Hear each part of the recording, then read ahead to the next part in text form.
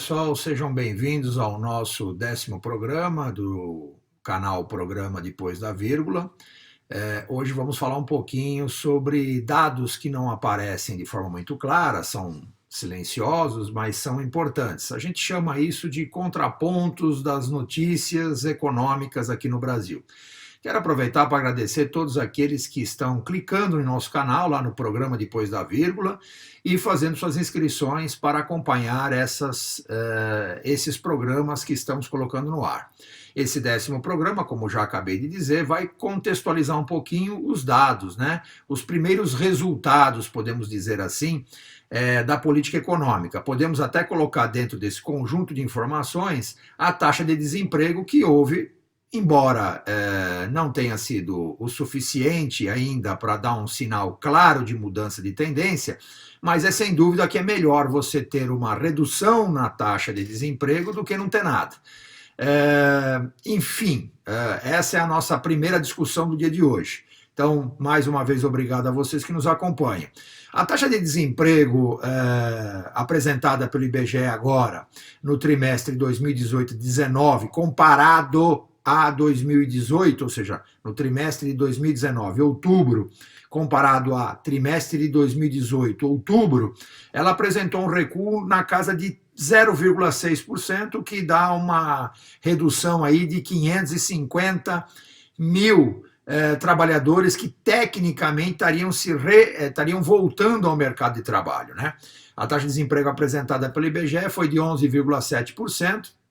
Hoje estamos na casa aí de 12 milhões e 400 mil desempregados, tínhamos quase 13 milhões no último dado. Desse número, para a gente poder fazer uma conta rápida, 344 mil trabalhadores voltaram ao mercado formal com carteira assinada comparado em 2018. Não é um grande número, mas ainda assim é uma recuperação. Embora a gente já tenha discutido sobre a questão do desemprego estrutural no Brasil. O número nos chama a atenção, embora ainda tenhamos algumas coisas a comentar sobre isso. Esse número representa o quê? 11,7% de desempregados, significa que temos hoje aproximadamente 95 milhões de pessoas ocupando sua mão de obra. O que chama a atenção e continua incomodando um pouquinho esses dados é o número de pessoas de informalidade. Nós estamos hoje atingindo um recorde, né? Embora esse recorde não seja muito bom, temos hoje cerca de 38 milhões de pessoas na informalidade, ou seja, na precarização do trabalho.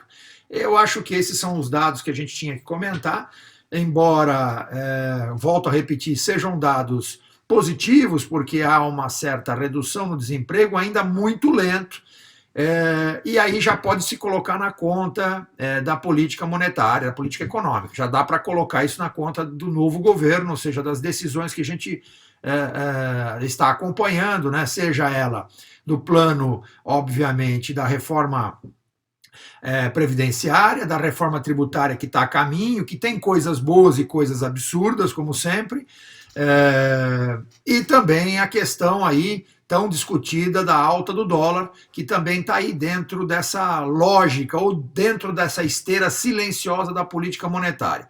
Vamos falar um pouquinho sobre Previdência, né? A Previdência ainda está nos finalmente, embora ela já esteja promulgada, né? Existiu alguns pequenos ajustes aí em relação à famosa taxa de transição, ou seja, das 80 melhores contribuições, dos 100% das contribuições. Ao final, o que vai valer aí para os próximos 2 anos daqueles que estão para se aposentar?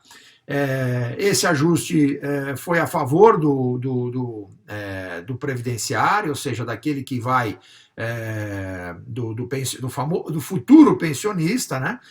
Foi a favor dele. A taxa de transição voltou ao modelo antigo, recuperando aquela taxa das 80 melhores contribuições, né?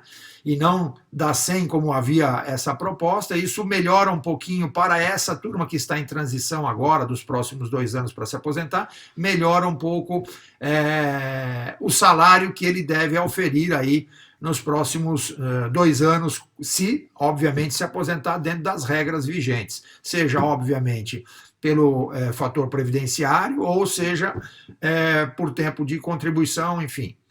Muito bem. Um outro aspecto que nós temos que comentar, e aí eu acho que vale a pena a gente estar discutindo isso, é sobre o efeito da política monetária, né? A política monetária que vem reduzindo sistematicamente os juros, já se fala em 4% para 2000, já se fala em 4% para 2020 e proximamente aí em 4,5%, mas o fato é que nós estamos em 5%. A discussão para quem olha a taxa de juros, obviamente, simplesmente a taxa de juros, é uma discussão talvez pontual, numérica, que chama atenção. Olha, 5% a menor taxa de juros. Qual é o impacto disso na vida das pessoas? Bom, inicialmente parece um impacto positivo se isso fosse repassado por cheque especial, se isso fosse repassado por uma série de atividades de crédito. Mas o fato é que isso não vai acontecer. E isso mostra claramente que não vai acontecer quando a gente olha o comportamento do dólar, que não está só de olho, obviamente, nos movimentos internacionais, nos fatores políticos e instabilidade política do Brasil, está de olho nas linhas que estão disponíveis hoje no Brasil para financiar e para fazer parte dessa cesta creditícia. Né? A taxa de juros está caindo muito rapidamente, caiu a 5% e tem o menor prêmio da história. O que é o prêmio? Eu já falei isso em outros programas, mas vou repetir. O prêmio é aquilo que o cara recebe entre a taxa de juros básica menos, evidentemente, a inflação. Embora a inflação esteja caindo, hoje próximo, tecnicamente, 2,95%, 2,96%, o fato é que nunca o prêmio ficou abaixo de 3%. Nunca o prêmio ficou abaixo de 3% nos últimos anos. Né? E hoje nós estamos com um prêmio na casa de 1,5%. 1,5%. Isso significa que tem muitas linhas de banco voltando para suas matrizes. E isso também significa que esse movimento está empurrando a taxa de dólar para fora. Por quê? Porque boa parte do capital disponível para empréstimo nesse país não é capital nacional, não é de renda nacional, não é de nossa poupança. Isso tem a ver com o quê? Com investimento externo, tem a ver com linhas que vêm de fora para alimentar os negócios aqui no Brasil. E com um prêmio tão baixo, será muito pouco provável que essa quantidade de linhas vão estar disponíveis em 2020, o que cria o chamado modelo casca de banana. Eu costumo usar uma expressão de Mário Henrique Simonsen, autor deste livro, falecido em 1979, um dos grandes economistas do Brasil, foi ministro, foi presidente de honra, foi reitor de honra da Fundação Getúlio Vargas, e ele dizia que o acrobata morre quando ele acredita que pode voar. Eu acho que isso está muito relacionado a essa questão de excesso de zelo, vamos derrubar os juros de uma forma impensada. Então, boa parte da equipe econômica pode estar nesse exemplo do acrobata, né? Ou seja, não tomar cuidado com os pequenos riscos, né? Imaginando que nós não temos capital próprio para estar investindo e alimentando os negócios no Brasil. Então, embora a taxa de juros seja um discurso bonitinho, e o que me chama a atenção é que muitos economistas aí, colegas economistas que estão aí usando suas redes sociais, estão comemorando, falando muito bem disso, dizendo que isso promove... Mas eu acho um pouco prematuro esse tipo de comentário, porque para que a gente discuta isso, a gente precisa conhecer um pouco o dia a dia da tesouraria dos bancos. E é isso que eu estou comentando aqui com os senhores, né? Vocês que nos acompanham no canal aqui, o programa Depois da Vírgula, né? A tesouraria de bancos, ela está relacionada com o quê? Com o prêmio oferecido para os investidores lá fora. E parte desse capital que está circulando aqui no país é capital estrangeiro. Quer dizer, eu diria que muito boa parte disso. Então, a queda de juros, ela seria ótima, desde que ela preservasse algum prêmio acima de 2%, 2,5%. Eu diria até que esse prêmio tem a ver com o risco Brasil, né? Que vem caindo, embora de forma artificial, né? Por quê? Porque o risco Brasil só deveria cair de forma consistente se houvesse melhoria nos fundamentos da economia brasileira. Nós não temos essa melhoria ainda. Temos algumas coisas importantes que aconteceram, como a reforma da Previdência, que deixou de lado aquele discurso ufânico, nacionalista, de economizarmos 1,2 trilhões para, de fato, economizarmos 790 bilhões. Esse é o número final aí previsto aí na reforma da Previdência. Tivemos coisas boas aí que estão circulando aí, que é, por exemplo, o fim da emancipação fiscal de alguns municípios, aqueles que não têm capacidade de manter a sua estrutura. Ou seja, você tem emancipação política, mas não tem emancipação fiscal. Eu estou dizendo municípios com população abaixo de 5 mil munícipes.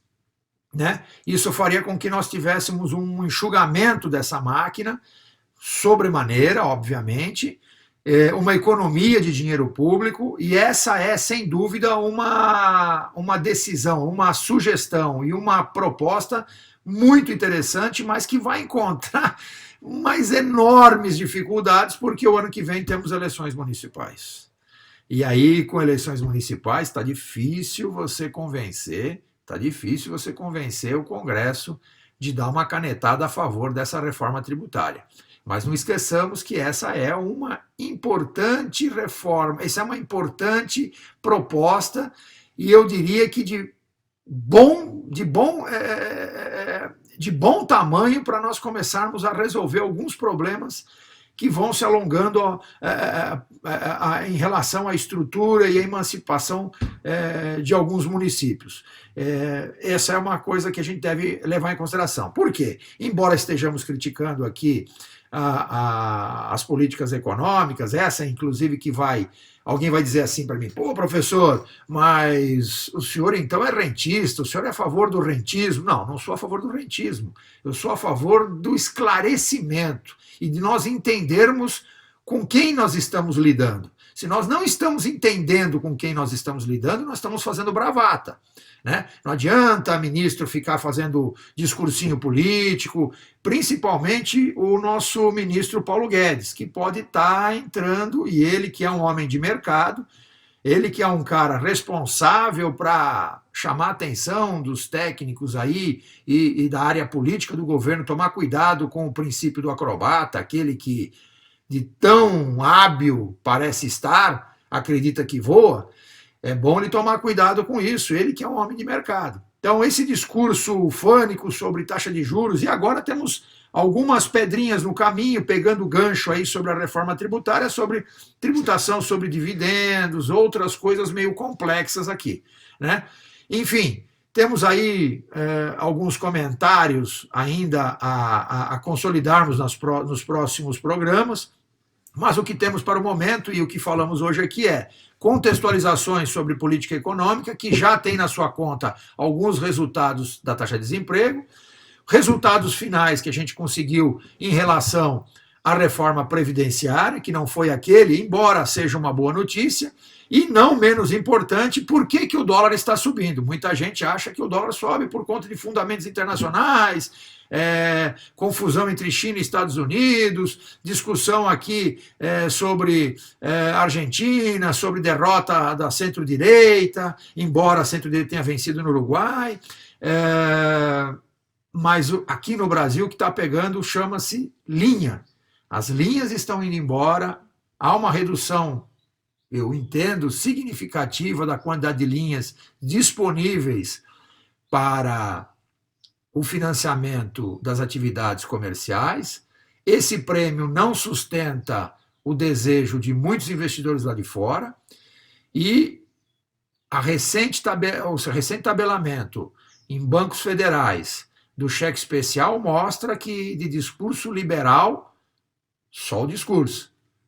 É isso aí, pessoal. Por hoje é só. Que Deus nos abençoe. Espero que vocês aí no final vejam o crédito do programa e vão lá e façam sua inscrição. Por hoje é só, pessoal. Um abraço e até a próxima.